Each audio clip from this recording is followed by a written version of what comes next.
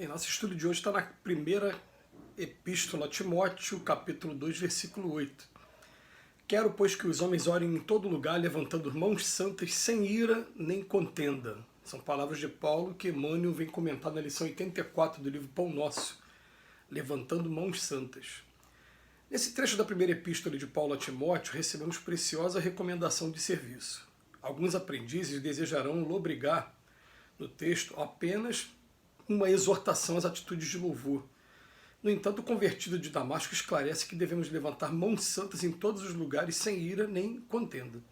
Não se referia Paulo ao ato de mãos postas que a criatura prefere sempre levar a efeito em determinados círculos religiosos, onde pelo artificialismo respeitável da situação não se justificam irritações ou disputas visíveis.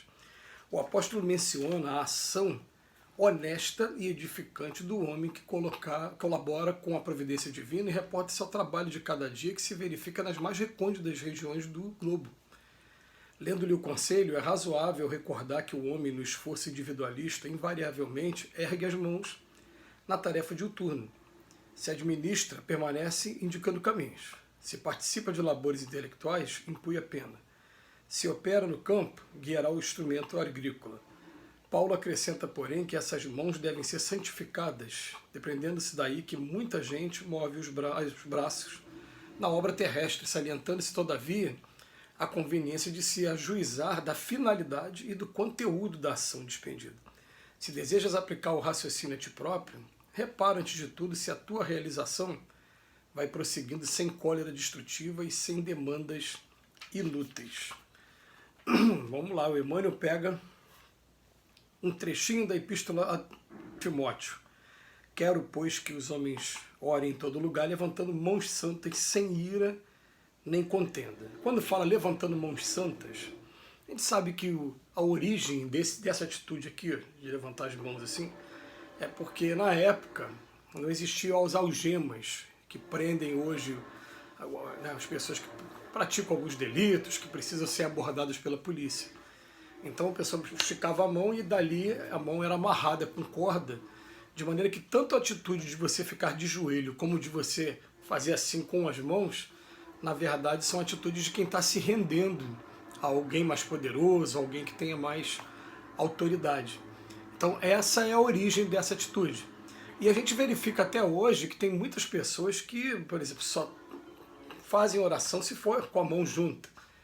E a gente fala, se só sabe fazer dessa maneira, que faça dessa maneira, que não deixe de fazer. A gente sabe que hoje a gente não precisa nem estar com as mãos. A gente pode estar fazendo oração, a gente pode fazer da nossa vida, durante o dia inteiro, uma atitude de oração. Você está ali mentalizando os espíritos, amigos, mentalizando Jesus, conversando com Jesus, pedindo orientações. A gente pode estar fazendo isso o tempo todo sem precisar dessa atitude externa. Porém, essa atitude aqui é uma atitude que chama a atenção de uns dos outros aqui que estamos encarnados por ser uma atitude externa, visível. Então, raramente você vai ver uma pessoa fazer isso e fechando os olhos e a pessoa está rezando, está orando, está fazendo prece, seja lá o nome que use, que todos têm o mesmo sentido. Mas a gente não precisa fazer exatamente isso. E Emmanuel vem chamar a atenção para a gente do seguinte, que quando ele fala aqui sobre as mãos, levantando mãos santas, ele está falando, a gente usa as mãos o tempo todo. Aliás, dentro do ciclo de vida aqui da Terra, o que diferencia a gente dos demais animais é a inteligência e a gente ter esse movimento aqui, desses 5 dedos aqui em cada mão, que é um diferencial muito grande para as outras espécies que estão aí, quadrúpedes, que estão rastejando, que estão dentro do mar, que não tem esse movimento. Aliás, a maioria das coisas que a gente desenvolve, tudo acontece por conta desse movimento aqui da mão. E ele vem chamar a atenção para a gente, olha,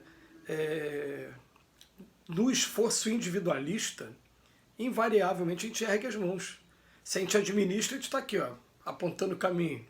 Né? Se participa de labor intelectual, a gente está aqui empunhando a pena. Então, se eu estou administrando, sendo gerente, eu estou apontando, dando de coordenadas aqui. Se eu estou fazendo um trabalho intelectual, hoje eu estou usando os dedos para digitar. A pena ficou na época do Emmanuel. Se opera num campo, vou estar criando instrumento agrícola. e cada um vai ter o seu instrumento. Mas a gente usa essas mãos o tempo todo, mas ele diz, essas mãos têm que ser santificadas. E para ser santificado, a gente tem que estar o tempo todo olhando qual é a finalidade, para que fim as nossas mãos estão sendo utilizadas e qual é o conteúdo da ação. Aí fica uma reflexão profunda para cada um, né? O que é que a gente está fazendo com as nossas mãos? O que a gente está fazendo com as nossas mãos? Está sendo bom? Está sendo útil? Está sendo verdadeiro? Aquele crivo, os 3 crivos, que a gente usa normalmente com as palavras, vamos usar com as mãos agora, a partir de agora. O que eu estou fazendo com a minha mão agora? Porque essa mesma mão que pega a flor, ela também pega na arma. Eu me lembro de uma música aqui, por isso que eu até parei aqui agora, tem uma música de um cancioneiro brasileiro, carioca, muito bom, né? A mão que toca o violão, se for preciso, faz a guerra. Ele começa a música falando sobre isso. Uma música muito bonita. E a gente pede agora, a partir de agora, que Deus possa estar nos ajudando, Jesus possa estar nos ajudando, para que essas mãos aqui não sirvam para fazer mais o mal às pessoas. Que o mal que ainda existe em mim, ele permaneça por enquanto, já que a gente não consegue extirpar por completo aqui na Terra ainda. Até o próprio Paulo falou, né? Poxa, o bem que eu tento fazer é difícil de sair, mas o mal que eu tento não fazer parece que ele sai espontaneamente nos mínimos. Ele dá um desabafo com a gente, o Paulo, e a gente entende muito bem o que ele está falando. Mas já que a gente pede que o mal a gente não consiga extinguir de vez, que ele fique pelo menos somente no pensamento e não se exteriorize, nem por palavras e principalmente por ações, porque a gente vai perceber, tudo começa no pensamento. Do pensamento ele pode vir para as palavras, e das palavras ele pode vir para a ação das mãos.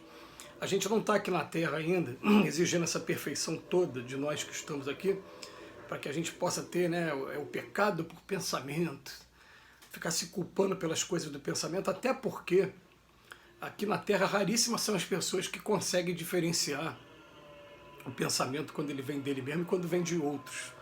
E a gente sabe que a comunicação espiritual, principalmente, ela é toda feita através do pensamento. De maneira que chega no final do dia, a gente fica, eu pensei isso, pensei aquilo, a gente não sabe dizer o que foi um impulso original meu ou que foi soprado por algum espírito que passou por mim, que me jogou aquela ideia. Mas eu sei o seguinte, o pensamento chega e eu tenho que me preocupar com aquele pensamento que é equivocado e que me agrada ainda. Pensamentos agressivos, pensamentos viciosos, esses pensamentos que chegam, me agradam, encontram uma morada, encontram uma aceitação e até mesmo um desenvolvimento dentro da gente, esses são aqueles que a gente precisa se preocupar com mais detalhe. Mas ele vem chamar a atenção para a gente, né, sobre a mão de cada um de nós. Né? A gente começar a pensar o que nós estamos fazendo com as nossas mãos. As nossas mãos ainda estão sendo muito para agredir. E é interessante, né, que a gente vai aprendendo uma coisa que foi marcante também, por isso que eu gosto de usar esse exemplo. Eu sempre fui uma pessoa muito explosiva. E conversando com os espíritos falavam para mim assim, meu filho, continue estudando e continue trabalhando, que isso vai modificando com o tempo. Mas enquanto isso não modifica, faz o seguinte, canaliza essa mesma energia para outras coisas. Então o que acontece? Eu ficava pensando na sequência que aconteceu comigo. Vou jogar o futebol, já que tem energia para gastar, né? Então você começa a jogar futebol, mas daqui a pouco tem gente que só quer ganhar, você erra, uma pessoa reclama, começa a ter discussão, tal. E teve uma hora que eu falei, não, então tá bom, para evitar discussão dentro do campo, eu vou fazer a minha corrida sozinho. Aí comecei a correr, e corria 10, 15 quilômetros, e você sabe que quem corre só tem graça se naquele final você der aquele sprint, naquele último quilômetro você dá aquela acelerada para poder extravasar de vez mesmo, colocar aquela energia toda para fora. Mas não foi suficiente ainda. O que foi marcante para mim foi quando, infelizmente, nós tivemos num carnaval o deslizamento de terra na região serrana, que deixou muita gente sem casa, muita gente desencarnou. Foi naquela região de Friburgo, de Teresópolis, quem deve lembrar, é sempre no mês do carnaval, né? Sempre no mês de fevereiro, janeiro, tem esse deslizamento de terra aqui no Rio de Janeiro. E quando isso aconteceu a primeira vez, há mais de 10 anos, aí a gente mobilizou as nossas casas espíritas aqui para poder levar doações para eles. Aí eu fiquei pensando, pô, a mesma energia que eu estava usando no futebol e usando para cá, para corrida, agora eu estava usando para pegar caixa de leite, para pegar mantimento, e o suor pingando, e vai passando aquilo tudo. Eu falei, meu Deus, então eu posso pegar essa energia toda, já que eu sou agitado, usar essas mãos para fazer alguma coisa que seja útil. Vamos prestar atenção a partir de agora do que a gente faz com as nossas mãos. Que Jesus nos abençoe hoje e sempre.